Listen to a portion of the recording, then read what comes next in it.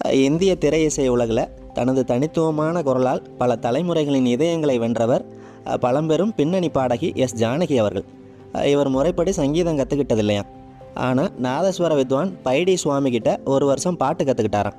ஒரு தமிழ் வார இதழுக்கு பேட்டியில் இவர் சொன்னது, ஒரு முறை ஒரு ஆண்கள் கல்லூரியில் இவரோட மாமா சந்திரசேகரன் நிகழ்ச்சி ஒன்று நடத்த போயிருக்கிறார். இடையில பாடுறதுக்காக ஜானகியை மேடை ஏற்றிருக்கிறார். அப்போ அவருக்கு 16 வயது. தாவணி கட்டிக்கிட்டு ரெட்டை ஜடை போட்டுக்கிட்டு மேடை ஏறினதும் பையங்க எல்லாம் விசில் அடித்து கலாட்டா பண்ணாங்களாம். இவர் கலாட்டாவை கண்டுக்கவே இல்லையாம். 1954 வெளிவந்த நாகின் படத்தில் வர்ற மேரா தில்யே புகாரேங்கிற பாட்டை பாட ஆரம்பிச்சிட்டார். அடுத்த வினாடி ஊசி விழுந்தா கேட்குற அளவுக்கு ஆடிட்டோரியமே அமைதியாயிடுச்சு. பாட்டு முடிஞ்சதும் ஒரே கைத்தட்டல் சத்தம். பையங்க எல்லாம் ஓடி வந்து ஆட்டோகிராஃப் கேட்டாங்களாம். நைட்டிங்கேலுங்கிறது ஒரு இனிமையாக பாடும் பறவை.